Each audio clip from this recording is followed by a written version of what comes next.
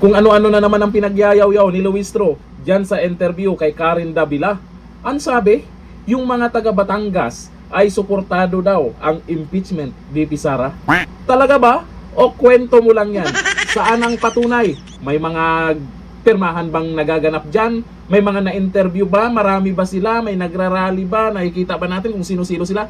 Basta sinabi mo lang. Dahil sa iyong mga di umano'y kasinungalingan, yun ang sabi ng mga nag-comment na nagpakilalang taga Batangas sila na hindi raw totoo yung pinagyayaw-yaw mo sa interview. Eto, may banat na naman sa'yo. Si Eloy Bugris, gigil na gigil sa di umanong kasinungalingan mo. Pugita daw, sabi niya. O eto ang video.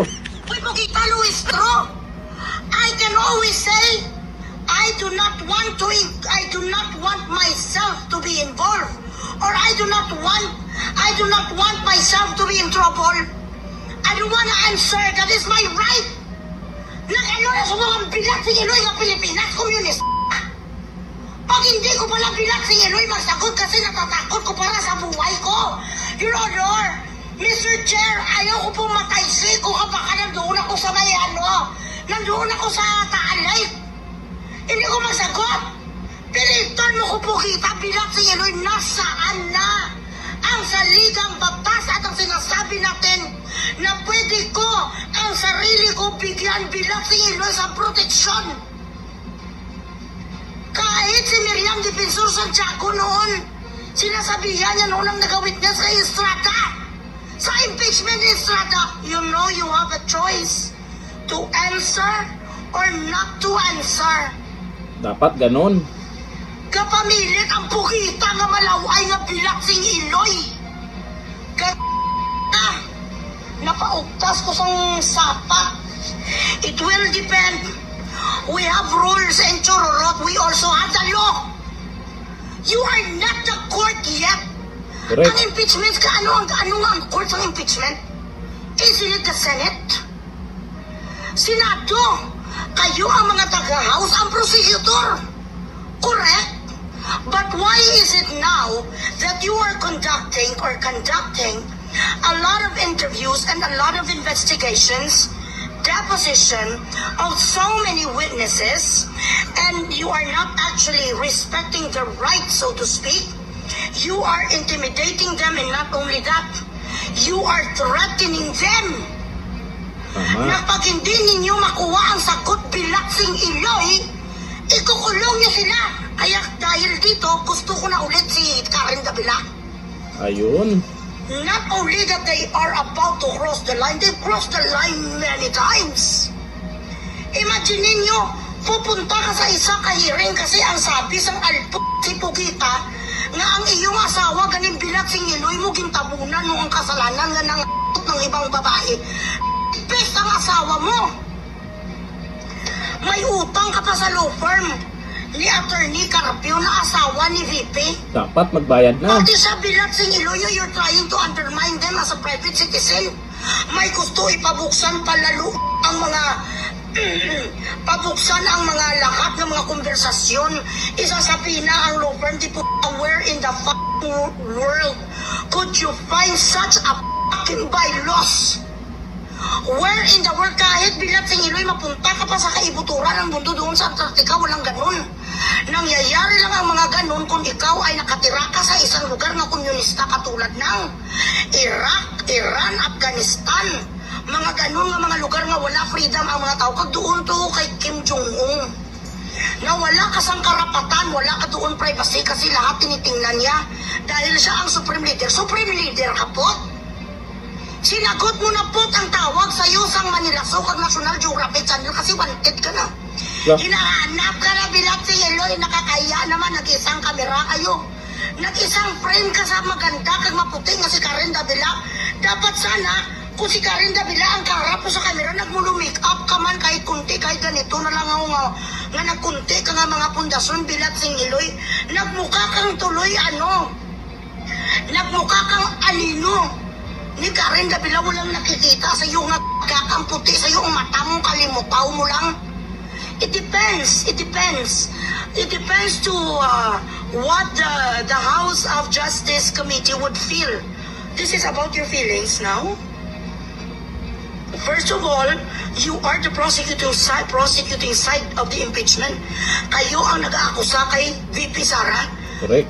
The burden of proof should be on your shoulder. Kaya dapat galingan nyo. Galingan nyo ang pagsinungaling. Galingan nyo ang pag-ubra-ubra sa istorya. Galingan nyo bilat sing iloy maghanap kayo sa mga witness ng mga credible ng mga tao. Ganon.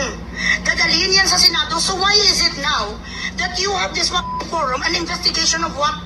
What is this investigation?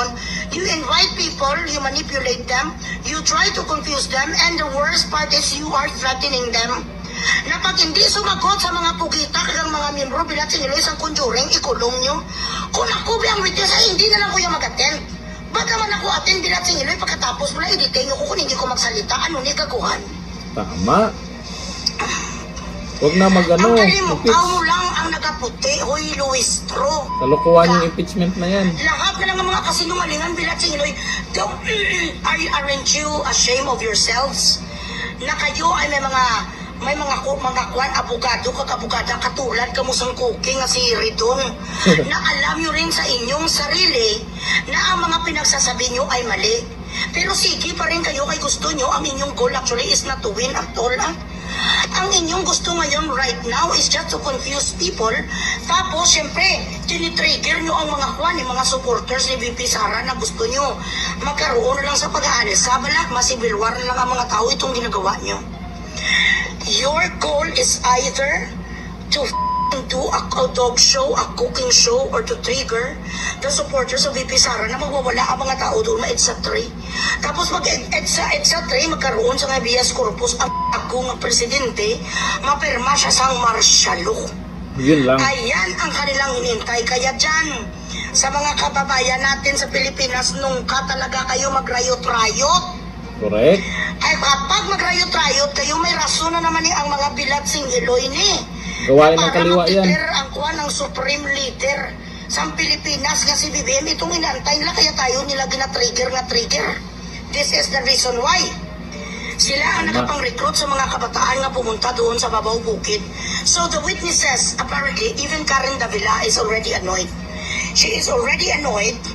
Si Sara, since sa bawat lumalabas pong trust ratings survey ay nananatili pong mataas ang trust ratings ni VP Sara. Well, for my part, yes. I am from Batangas. Ayun.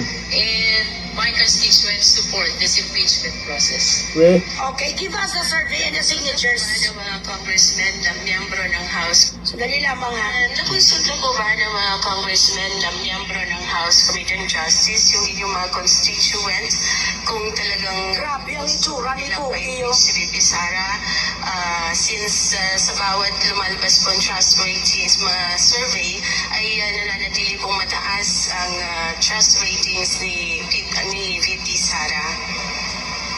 Well, for my part, yes. I am from Batangas.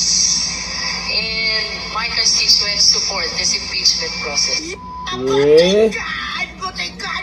Batigan. Sinungaling. Sinungaling mo. Nasaan ang ebidensya mo nga ginasupport sa taga-Batangas ang impeachment? Sige nga, you are from Batangas, but they do not like you.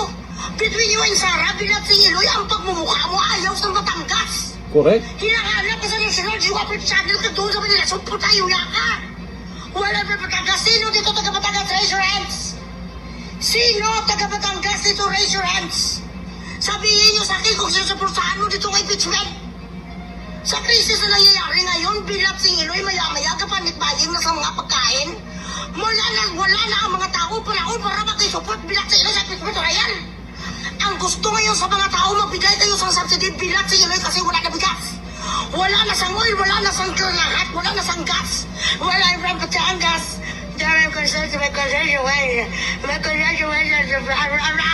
Hindi ka lang bukaw-bukaw mapaang yun. Ang papabigat si Iloy sa ngipin mo, maitim pa ang gilakid mo tapos babalo ka. Bilat si Iloy ang lahat kay kasumpaan ng dyan kay Luistro. Ano kaya nga klase sang tao man? Ano ka nga klase bilat si Iloy? Pinaglihi ka sa kasamaan ng roon ng nanay mo. Wala from Batangas. Yun. And my constituents support this. Sino dito ang taga Batangas, please? Paki-message sa akin nga kayo ay nagsusupport Pilatino sa impeachment of all the things that is going on right now in the Philippines and in the world rather. Kalokohan Wala yun. panahon ng mga Batanggenyo, alae. Anong pakialam nila sa impeachment? Pakakainin sa impeachment? Are they going to get fed sa impeachment? People need support right now. Everything is out of out of proportions already. What you are talking about? Diyan sa interview kasi na Karen Davila kay Luis Tro, nung yung sinabing mga taga Batangas daw, marami na rin nag-react niyan na hindi naman daw totoo. Meron man, pero iilan lang. Kaya itong sinasabi ni Luis Tro, malamang isa lamang na kasinungalingan. Kasi maraming mga taga Batangas ay hindi naman priority yung ano na yan, impeachment. Mas gusto nga nila ngayon na masuportahan sila or mas gusto nila na matapos na itong nangyayaring krisis. Pagdating sa investigasyon, marami din dyan sa Batangas na mas gustong unahin yung maanumal yung flood control project. Dahil dyan sa interview niya kay Karen Davila, nag-viral sa social media, may mga nag-react ng mga taga Batangas, marami na rin nagko-comment na mga taga Batangas. Kagaya nito, sabi ni Analisa Solidarios, Ma'am Eloy, sinusuka ng Batangas yan. Sabi ni Miramar Del Mundo, I am from Batangas and I supported VP Sara for a presidency on 2028. Bakit idinidiin niya na lagi na she's from sa Batangas? Lagi niya pinagyayaw-yaw yan na Batangas, porque taga Batangas siya. Eh siguro yung nakausap mo ay iilan lang. Pero yung sabihin mong mga taga Batangas talaga na gusto ma-impeach si VP Sara, yan ay malaking kasinungalingan. Luis Tro. Eh alam naman ng mga tao yan kung anong pinagyayaw-yaw nila. Eh yung mga taga Batangas nakarinig dyan, taas kilay sila.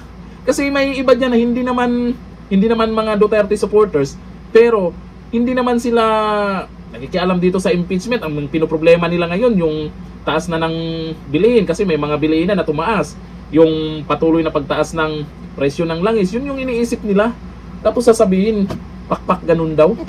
Ay, sa bagay, hindi naman yan sila magtatagumpay. Kahit anong pilit nila na siraan si VP Sara, eh hindi nga sumipot si VP Sara dyan. Tama lang yun. Dahil maging pabor sa mga buhaya pag sumipot si VP Sara. Dahil hindi ba naman pagsasalitain yung mga abogado, di umano, gusto si VP Sara. Pero okay lang po yan. Tuloy nyo lang dyan. Yung mga buhaya, eh magkampi-kampi na kayo dyan. Pero yung mga balimbing mukhang pumapanig na kay VP Sara. Kampi-kampi lang kayo dyan. Kasi alam naman ng karamihan, hindi ma-impeach si VP Sara sa Senado. Carlo Istro, galingan mo pa. Sige, galingan mo pa. Hanggang dito lang natin. Bye-bye.